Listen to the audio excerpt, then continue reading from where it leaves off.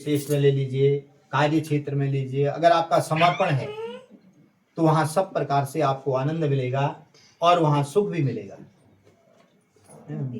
मन मरबेर जो से अगर काम में जला वाले क्यों कुछ नहीं होता, दिन भर और भी सिर दर्द होगा, शाम को आगे बोला ड्यूटी में मन नहीं लगा। क्यों? समर्पण का भाव नहीं है, कर्म के प्रति समर्पण। ऐसे ही भगवान की पूजा में भी समर्पण का भाव होना चाहिए, तभी उसका पुण्य फल है। क्योंकि भगवान कहते हैं, देखो इसका जब भगवान ने सबसे पहले स्वरूप दिखाया ना, भगवान कहते हैं नरो नारायण, मैं हर मनुष्य में विद्यमान हूं। सर्वेषामादिभूताय कहा ना, सब भूत प्राणियों में विद्यमान हूं। कैसे भगवान? मनुष्य और भगवान में अंतर क्यों नहीं है? भगवान कहाँ बैठते हैं? क्षीर सागर में, और मनुष्य का है संसार सागर। दोनों समान है, न क्षीर सागर का अंत है न संसार सागर का कोई आज तक अंत ज्ञात कर पाया। देखो वैज्ञानिक भी लगे हुए हैं, रोज नई नई खोज हो रही है। ऋषि मुनियों ने तो हमारे पूरा ब्रह्मांड का जानकारी हमारे वेदों में दी है, तो इसलिए आज तक उसका कोई पार नहीं पा रहा। इसलिए जिस प्रकार से भगवान क्षीर सागर में है, मनुष्य संसार सागर। भगवान शेष सैया में विराजमान है, शेषनाग की सैया है। कैसा होता है शेषनाग? देखने में बड़ा सुंदर होता है, लेकिन लोग उससे पास जाने में डरते हैं। क्यों डरते हैं? क्योंकि इसमें एक विष तत्व है, डस लेगा तो मृत्यु होगी। ऐसे ही मनुष्य शरीर है। देखो हम दूसरे की बुराई अच्छाई तो हम देख लेते हैं ना, कभी अपनी जान के देखा? डरते हैं, डर लगता है, भय लगता है कि अपने अंदर, और सबसे ज्यादा बुराई अपने अंदर ही है। इसलिए इसको शेष सैया का रूप दिया है। तीसरा, भगवान के शुक्ल वर्ण धवल चंद्रमा के समान, और हमारे हृदय में कैसे विराजमान है? सुंदर मन के रूप में। देखो मन में जब तक बुराई नहीं होती तब तक सब अच्छा होता है, और जैसे ही स्वार्थ जागता है वैसे ही फिर सब लोग जो है मित्रता, दुश्मनी, बुराई, अच्छाई सब निकलने लग जाते।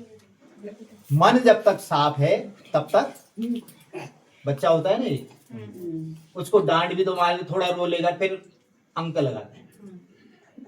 ऐसा ही मनुष्य का मन भी।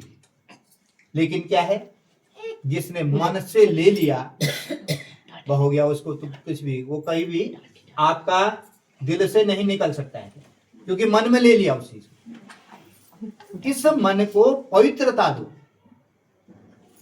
इसमें विकार नहीं। अगर पवित्रता है तो वह नारायण के समान है, और जहां नारायण है वहां सब प्रकार से आनंद है। किसी प्रकार की बुराई व्याप्त ही नहीं हो सकती।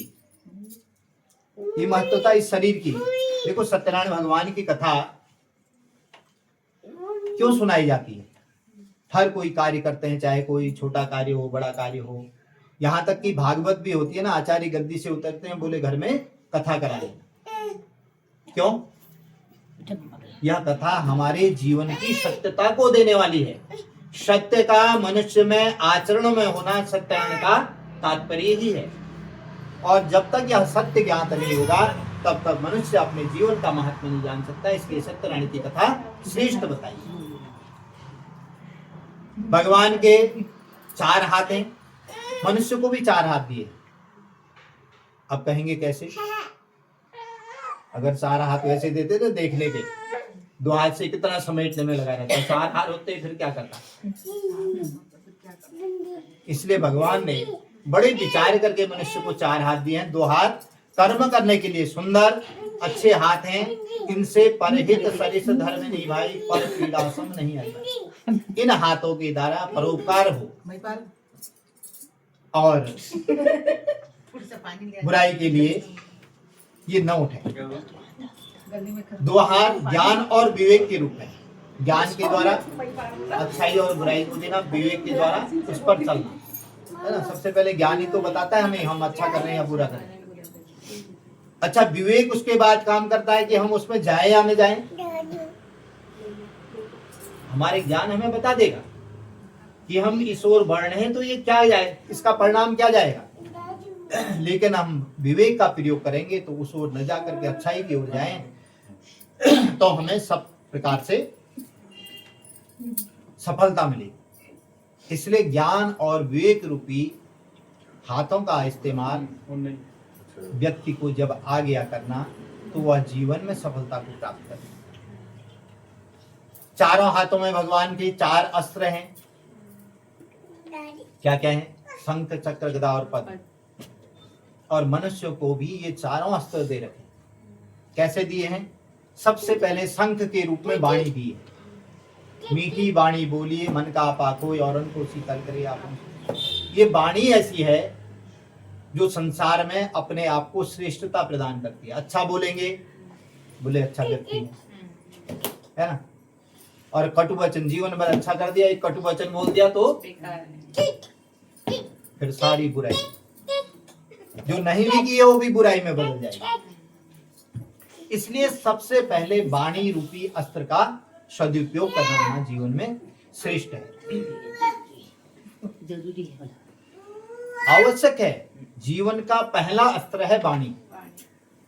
दूसरा चक्र, तेज का प्रतीक है। तेज कैसे प्राप्त होता है? नियम, संयम, खान पान, रहन सहन, ये सब तेज को बढ़ाने वाले हैं। थोड़ा देर से उठ जाओ ना, मलिन मुख होता है, दिन भर जो है बेचैनी रहती, बोला आज देर होगी। क्योंकि जैसे ही देर होती है ना, जब उठता है व्यक्ति, अरे आज तो देर होगी, भौं चढ़ गई।